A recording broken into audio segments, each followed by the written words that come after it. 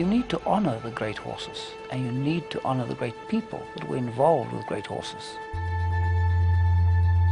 But what people really want to achieve, if they can, is to find a place in history.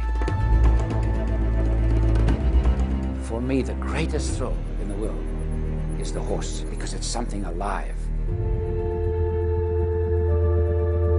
When you see these great horses, it's good for anybody in the game that's been in the game a long time wants to see horses like that. Although you don't train them or ride them yourself, you want to see the horses, the July winners and the horses coming through the ranks. Colorado King will walk this race, especially out in July, making his valiant effort, no chance at all. Colorado King wins it by the best part of 2 lengths, especially out of his second, and Jerez takes third place. Robbie Silverite quoted Colorado King as better than Sea Cottage, and at the end of his 3-year career, Colorado King left for America. This chestnut horse was bred in South Africa. His name, Colorado King. It's Colorado King in front, Native Diver and Mustard Plaster. Colorado King in front, and Colorado King is the winner by a length and a half.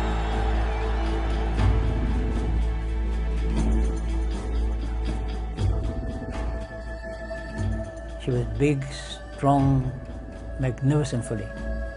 And from day one, she was automatic. She was an idol of the public. The crowds only came to see renounce. She's a champion. She was a superstar.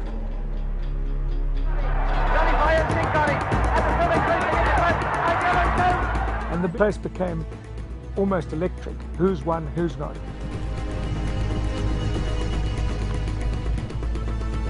There have been a lot of good horses, but this horse won the 3 Guineas. This is a 3-year-old. In those days, there were a lot of good horses around. It wasn't like one horse stood out like a sore thumb. Hawaii was becoming an all-conquering hero, perhaps almost taking over from Sea Cottage. He proved to be one of the best in South Africa.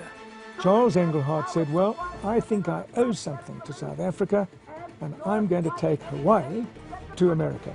I take a woman to finish line at Hawaii in the winner by 3 lengths.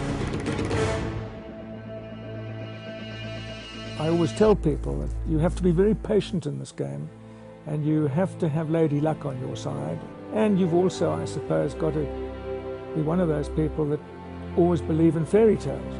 We saw him on the farm and we liked him. He was definitely number 2 on our list. Our number 1 was Davy Jones, and of course the bidding started and we lost out. And then we went for Mazrin, and I remember we had a limit on him, and Sydney said, come on, go one more. So we went 2 more and we got him. He was at that time a champion, and that was my first July winner. Sentinel, called the Iron Horse, was probably as much of a hero as any horse I've ever known. He was like a V8, you know, he wasn't placid, he wasn't a Porsche, he was aggressive. He get down and do his work, put his head in his chest. He used to come down that track bounding. At the right time he moved and he won the race going away.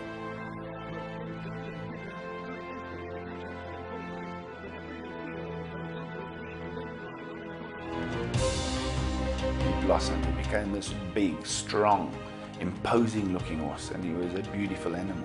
It was very exciting. We just went through the field. It was marvellous. He was a great horse, but king of turf and team. Yet again, not a robust horse. Nice size, not huge, but hot. Yeah. A tremendous finish that reflected one of the best ever feats of July handicapping. Very, very gutsy horse. Fight to the very end. My assistant said to me, he said, listen, Mr. Brown, that chestnut horse can move. From the start, you could feel this bugger got ability because, you know, he used to float with you. No one really knew his potential. I think, and I stick my neck out, it's one of the best horses South Africa ever seen. He just looked like an athlete, you know, but strong, very strong. My dad used to call him the Dutchman, because he said he was like one of those really strong Dutchmen that hit you on the back and knock the wind out of you saying hello.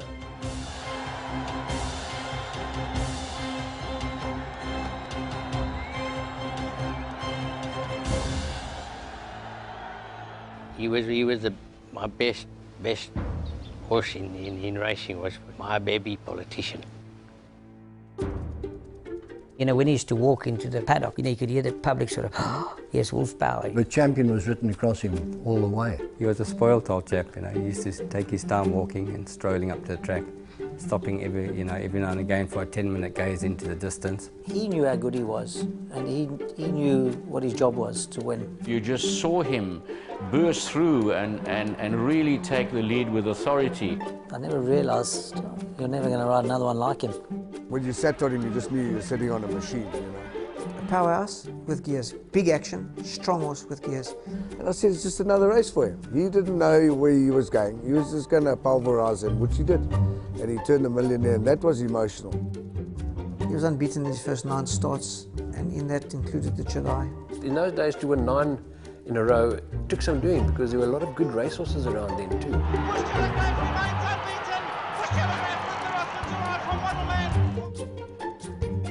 She was just one of those unforgettable fillies, and the toughest you could ever find.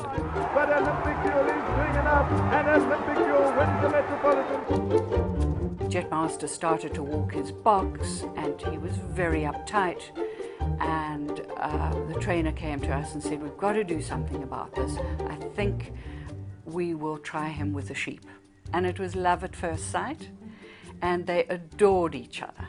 And they used to go everywhere together. We went down to the start, and lo and behold, this bloomin' sheep got out. And we all looked, and there was his companion, Sunday Roast, roaring down the main track at Pietermaritzburg after Jetmaster. But, you know, the sheep was about 60, 70 pounds overweight. So the sheep got halfway down there and then decided to sit down because things were getting a little bit hot for the sheep. And I do believe that that was why Jetmaster was always quite uptight after winning his race. He wanted to get back to Sunday Roast.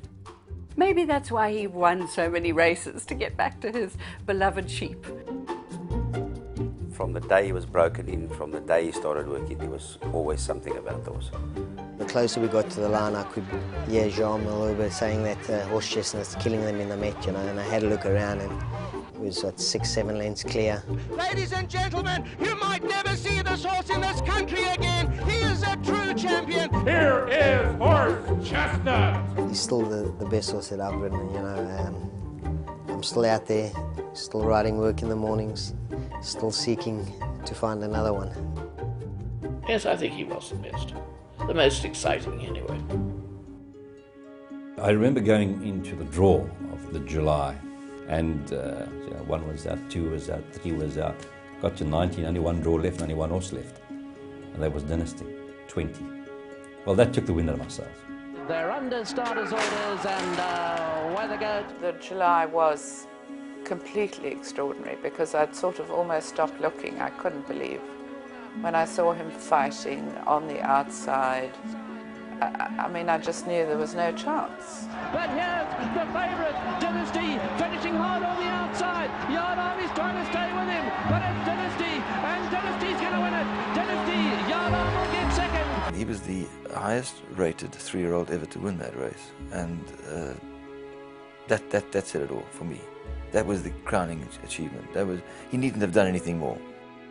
I'll never ever forget Sheldon Peters' commentary, going for the 500, and national currency, the horse with a movie star looks, travelling hard against the steel. Well, what a fine-looking specimen. He had everyone's eyes fully focused on him. And they jump out the pins, and I don't know what it was, I just couldn't watch the race. I just put my face into my hands like this, and I didn't look. The easiest of winners, national currency. I just think he had such a big heart and a desire to be the champion. Going into the computer from sprint, I don't think I've ever been that confident. I knew that if she comes out the gates like she can, there's no way that anything was going to get close. All in, and away they go. Catalucci got out well enough on the very far side. Bullsider jumped away with good speed. After we'd gone 100 metres, I had to stop myself from smiling because I knew this was going to be no contest. When we went to the 400, she was absolutely romping away.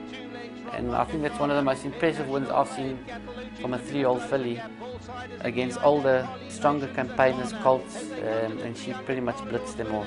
It's national colour, clear by 2 lengths from Mocha Java behind that, but the grey filly has got no mercy. She wins by 5 lengths today. For me, any win, be it a maiden, be it a group 1, is tremendous. I just enjoy the experience, the excitement. But to win a Group 1 and with her, it was every race that she ran for me was fantastic. And that's why I followed her all around the world. National colour, much too good. National colour first. A real professional, fantastic temperament, and a privilege to work with. As a South African, you feel proud. It makes you proud of your country, makes you proud of the breeding in South Africa. We can breed some very decent horses, and we've now proven that. Just to be associated with such a champion, I think every jockey's dream. We all go out there every morning, get up early to find a horse like this. The third Met, I must say, was like a huge relief. I mean, I know how hard it is to win the Met. I mean, it's really, really hard to win the Met. And to be as lucky as to have a horse that's won the Met 3 times in a row, you think to yourself, no, nobody can be that lucky. I must admit, winning the 4th Queen's Plate, it was very emotional, hugely emotional. Keppel trying all he can, but you can't beat the champion. I think he had 3 runs before he actually ran in the World Cup, and he ran second in his second last start, and he just sneaked into the duty-free as probably like the last horse. I didn't give him much of a chance, and everybody had written him off. And away he went, and we've all forgot that he's a hard-knocking horse, and he takes up the running, and he waits for you to come back at him, and if you can't, then he just burns you off.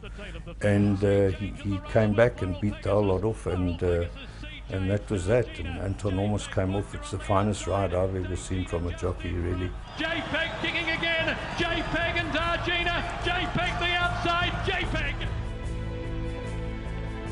Nobody wanted the horse. He had skew legs, but I just fell in love with the horse first time I saw him. And eventually 70,000, I got the bid. And they're racing. A horse like this come once in a lifetime for owners like us. We're small owners. We had to take a chance, and that's a dream for every owner that owns horses to have a champion. I can remember horses like Golden Loom, Elevation, all the other horse chestnuts, big horses. I used to sit and watch them and say, oh, one day I want to own a horse like that. And when JJ came about, that was for me the dream that I've lived. There's a Desire about to come forward. Mark said if you run second on this horse, it would be a great run, So we were riding him to run a place and hoping for luck as well. Halfway down the straight, I actually thought, well, I'm definitely going to be in the placings. This is going to be great. And I looked again and I thought, oh, I'm in the finish now. Let's go, Gloria de Campeo in front. Lizard's Desire lunging, and it's tight. Lizard's Desire lunged to Gloria de Campeo. It's a nose finish in the Dubai World Cup. The world's first $4 million photo. Lizard's Desire, Gloria de Campeo on the line. That is close. I thought I'd got up and won, but Gloria de Campeo is one of those fighting soldiers. You can see him, he's got his head straight out like pocket power, and he had caught me. Here we go. 5. Gloria de Campeo won the World Cup. But I think 6 weeks later we went back to Singapore and we just settled the score straight. Gloria de Campeo can see Lizard's Desire coming. Lizard's Desire on the outside of Gloria de Campeo. Gloria de Campeo tries to kick, but Lizard's Desire squares the ledger and gets there by a neck on Gloria de Campeo. And he came back and he showed us who the real boss is. And he's still the boss. Can't beat us again because he was just as good as your last race. And the last race of Lizard Desire, he was the champion. Bold Silvano's in front, Irish Flames trying, but Bold Silvano, a wing on every hoof. Irish Flames. Since then, my life I haven't touched the ground. Everybody said, whoa, the hype goes on, and I thought, well, how come so? But, it's just really been something special. It's taken me to places I would never have gone to, and I think it's probably going to be my new passion. And it is Bold Silvano, a big winner.